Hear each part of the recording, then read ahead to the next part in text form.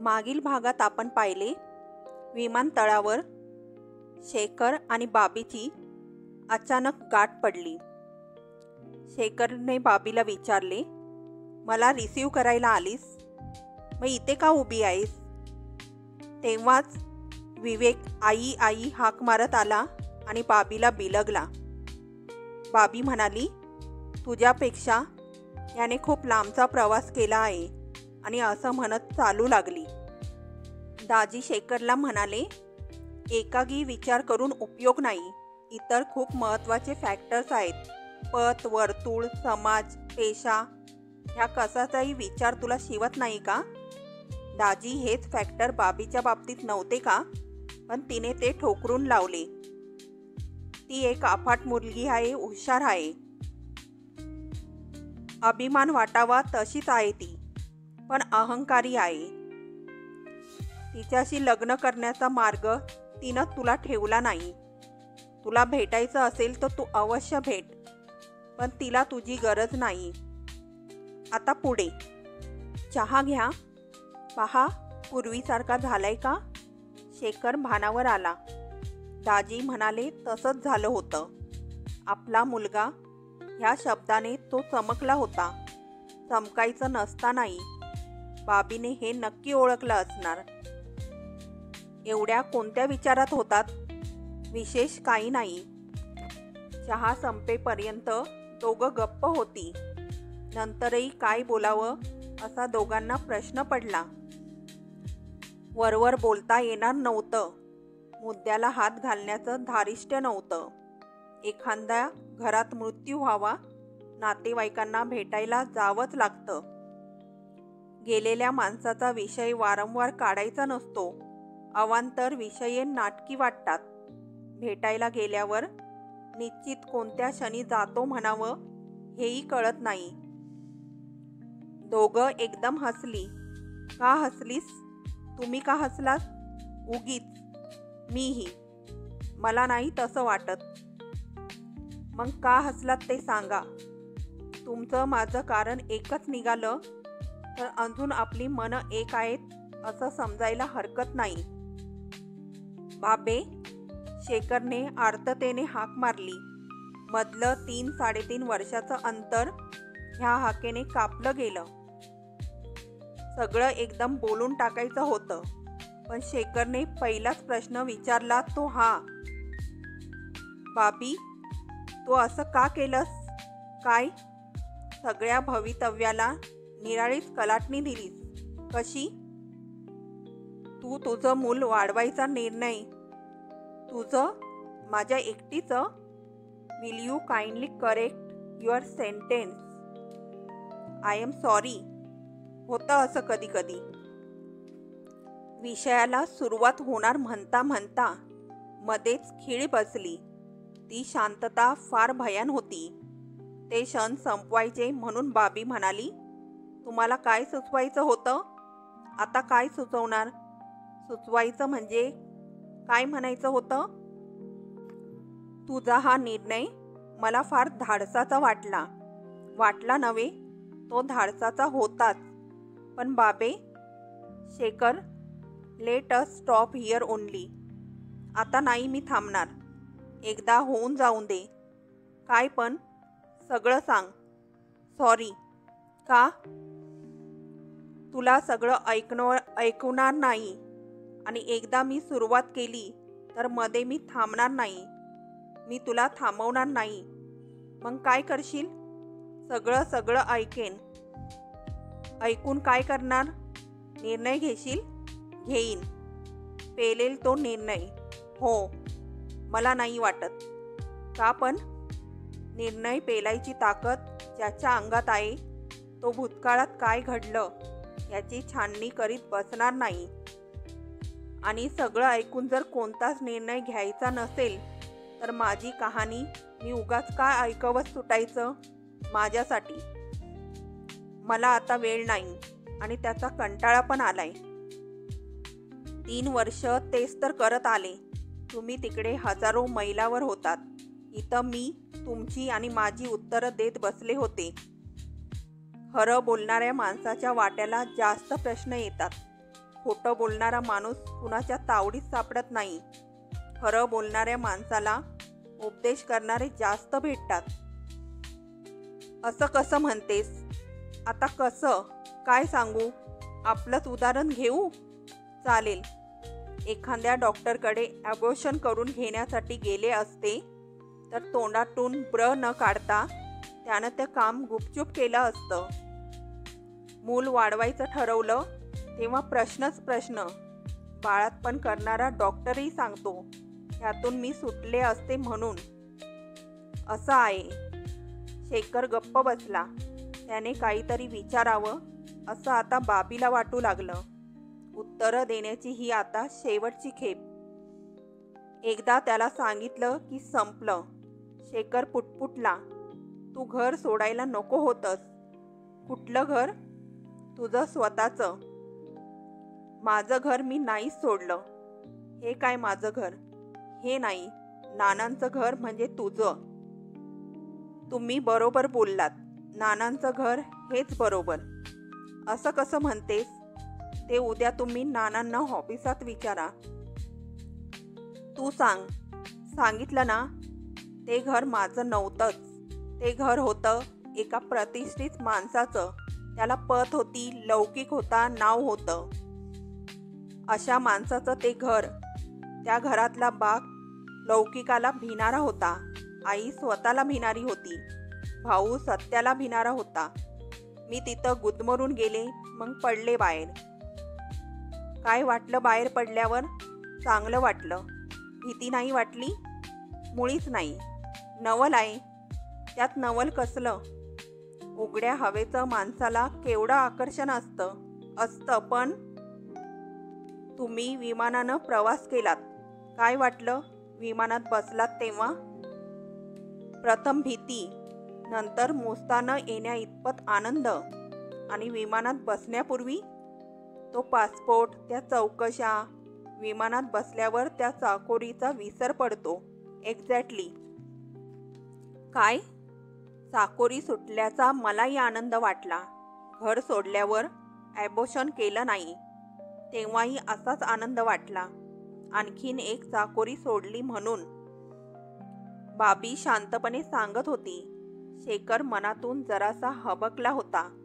बाबीच्या आत्याच्या विधानाने त्याचे डोळे आपोआप मोठे झाले. ती नजर पाहून बाबीने पुन्हा बोलायला सुरुवात केली. मागे दाजींना बोलता बोलता ती जशी एकदम तत्ववेत्यासारखी बोलायला लागली होती तशीच, काहीसं स्वतःशी, काहीसं प्रकट शेखरकडे पाहत ती म्हणाली, माझ्या बोलण्याचं तुम्हाला नवल वाटतंय? मी वरवरचं बोलते असं का वाटतंय? तसं नाही ते. मला मनापासून मोकळं वाटलं. रिंगण सोडल्याशिवाय रिंगणाचा खरा अर्थ समजत नाही. रिंगणात आहोत तोपर्यंत सगळे माया करतात. रिंगणाच्या बाहेर पडावं, मग नजरा बदलतात, आकार बदलतात. विहिरीत राहणाऱ्या कासवाला विहिरीचं पाणी किती खोल आहे हे सांगता यायचं नाही. ते कायम विहिरीत असतं. काठावरून सूर मारणारच ते सांगू शकतो. माझं तसंच झालं. लौकिक, लोक, अपवाद, मान, पद, प्रतिष्ठा ह्या चक्रावर मी जेव्हा बसले होते तेव्हा मला ते चक्र फार मोठं वाटलं. त्याचा वेग मला प्रचंड वाटला. त्या चक्रावरून मी बाजूला उडी घेतली. मग मला समजलं की त्या चक्राला गती आहे. तरी ते अगतिक झाले आहे. गती अगतिक होऊ नये. मी ते पाहिलं आणि वाटलं मी मुक्त झाले. पूर्वी नव्हते. पूर्वी समाजात असून एकटी होते आणि आता एकटी आहे तरी समाजानं घेरलेली आहे. कशी? पूर्वी समाज फेकू पाहत होता. मी आपण होऊन उडी घेतली. आता त्याच समाजाला मी हवी आहे. तेवढ्यात आटले सर खोलीत आले. बाबे, विवेक आज कुणाबरोबर गेलाय ग? सर, ते नेमकं मलाही सांगता येणार नाही. म्हणजे काय? तूच त्याला पाठवलंस ना?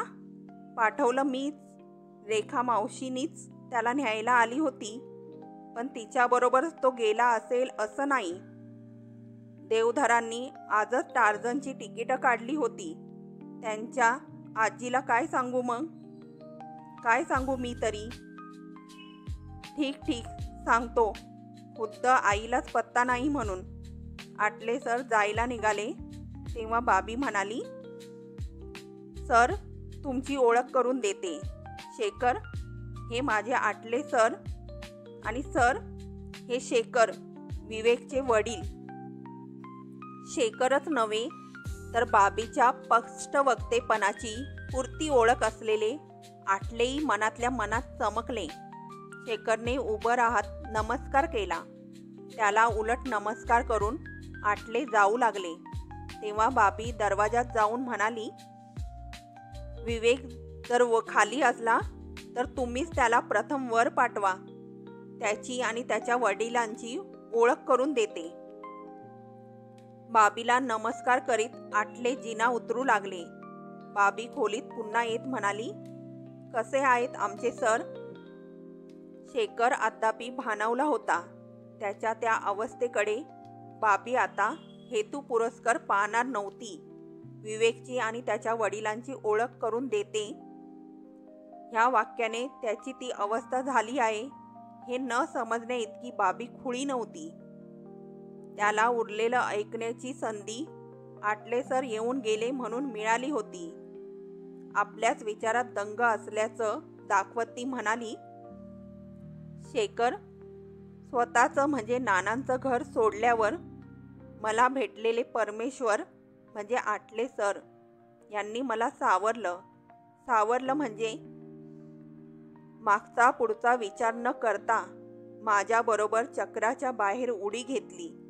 नोकरीत पद प्रतिष्ठा ही बुजगावणी त्यांनी टाकून दिली.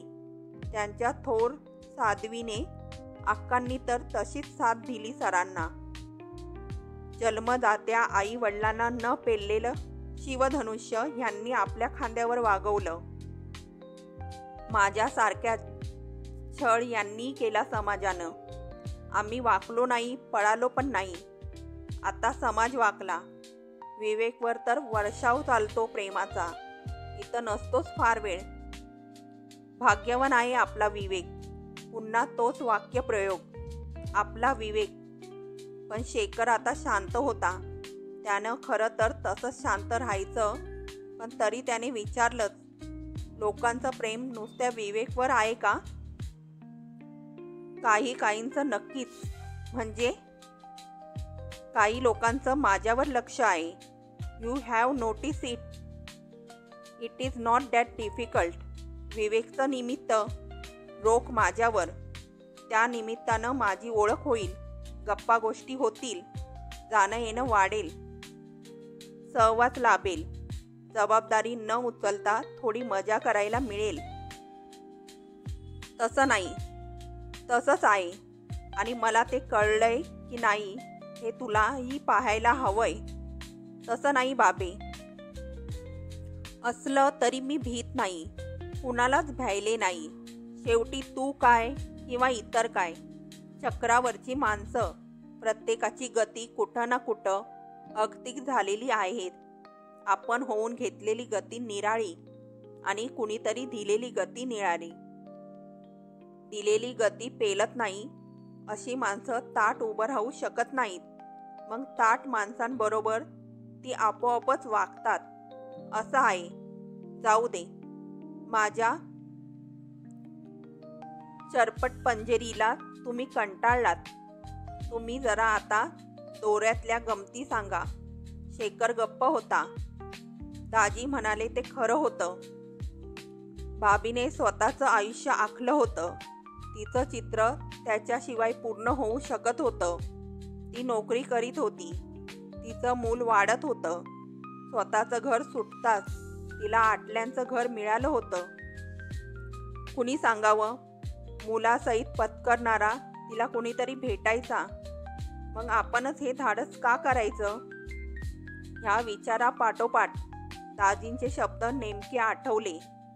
नवपरिणीत, लाजून चूर झालेली, गोरीपान पावलं असलेली, हिरवा लग्न मंडपातच माझा 3 वर्षाचा नातू मी पाहू शकत नाही.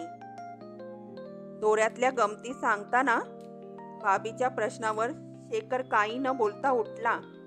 भाभीकडे पाहत तो म्हणाला, तुझ्याकडून असं स्वागत होईल असं वाटलं नव्हतं. मग काय वाटलं होतं? मी काही स्वप्न रंगवली होती. हरकत नसेल तर तुम्ही ती स्वप्न अजून सांगू शकता. मला वाटलं होतं. बोला ना. मला पाहून तू मला दरवाजातच कडकडून मिठी मारशील. आणि काय? परहॅप्स यू वुड किस मी. माझ्याही काही अपेक्षा होत्या. 3 वर्ष मी सुद्धा काही स्वप्न रंगवली होती. सांग. दरवाजात पाऊल टाकताच हात पसरून तुम्ही म्हणाल, बाबे चल, तुला मी आपल्या घरी न्यायला आलोय.